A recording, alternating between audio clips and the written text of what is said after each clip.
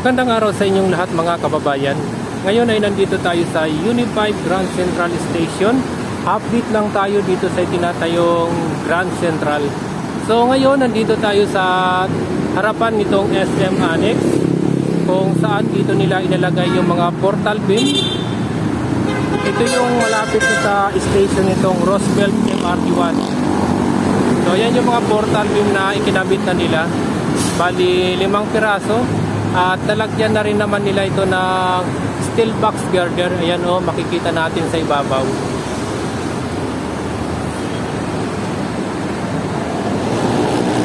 At yun naman nakikita ninyo, yan naman yung gitna nitong EDSA.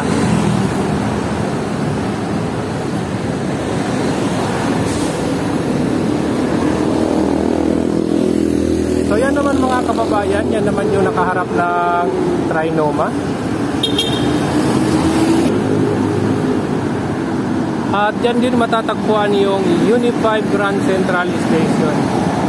So ngayon mga kababayan, lalapitan natin yung harapan mismo nitong Unified Grand Central Station dyan sa malapit sa Trinoma. Lalakarin natin. So ngayon mga kababayan, nandito na tayo sa malapit sa Unified Grand Central Station. Galing tayo doon, naglakad tayo papunta dito. Medyo malayo yung nilakad natin, kaya in-stop muna natin yung camera. So ipapakita ko sa inyo yung Unified Grand Central Station. Yan yung nasa harapan natin. At yan naman yung mga steel box girder na yung nasa ibabaw natin. So ito naman yung mga equipment na ginagamit nila. At dito rin sa area na to, pag dumating yung mga steel box girder, dito nila nilalagay. Nasa harapan pa rin ito mga kabayan nitong SM City North EDSA. So lalakad tayo doon sa dulo.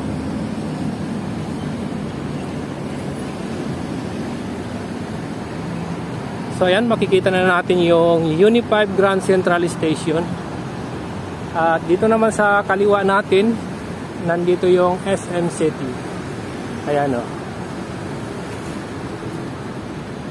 So ito naman yung ginagamit nila pag nag-aangat sila ng steel box girder or portal beam. Bali dito nila kinakabit, tapos ito naman yung binubuhat nitong crane. Ayan yung crane na ginagamit nila. Oh.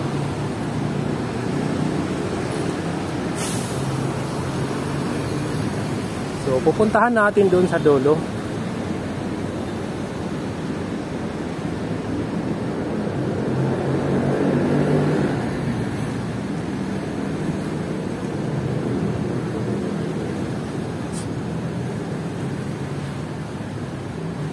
Ngayon naman mga kababayan, aakyat tayo dun sa footbridge. Aakyat tayo dun sa ibabaw para makita naman natin yung bahagi nitong northbound, yung galing ng Quezon Memorial Circle. So stop muna natin yung camera, i-on natin pag nandun na tayo sa ibabaw ng footbridge. So ito mga kababayan, nandito na tayo sa ibabaw nitong footbridge. So dito naman sa area na to, dito naman nila nilalagay yung mga equipment or mga materialis na ginagamit nila sa pagtayo nitong Unified Grand Central.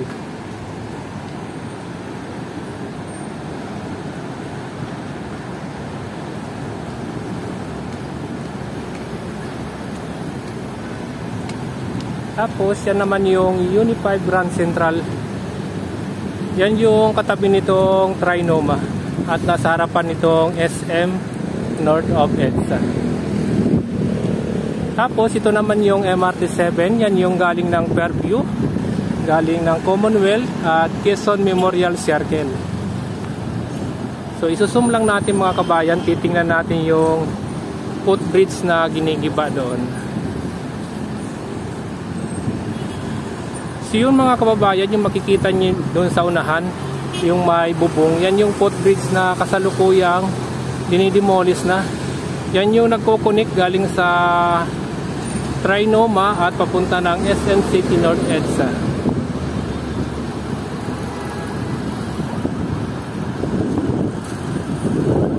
Tapos dito naman sa left side natin, nandyan yung mga column na itinatayo nila.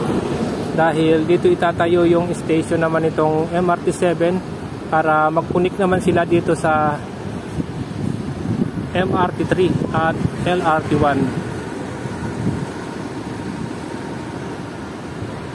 So lalakad tayo papunta sa unahan, titingnan naman natin doon sa kabilang gilid, pero off muna natin yung camera dahil napakaraming tao. Ayan mga kababayan, nandito na tayo mismo sa harapan itong Unit 5 Grand Central Station. So under construction pa. Pupuntahan natin doon sa dulo. Titingnan natin yung footbridge na giniba nila nung isang araw.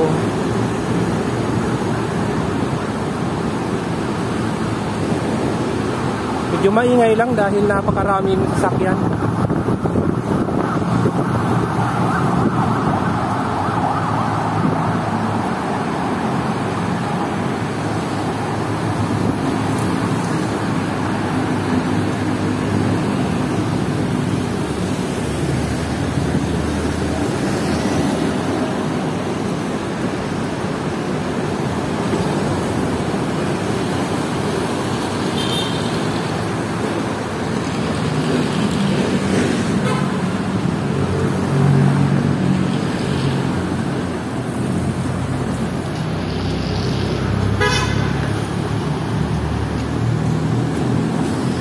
So ito naman yung bahagi ng southbound, yung galing ng Balintawak patungo ng Cubao.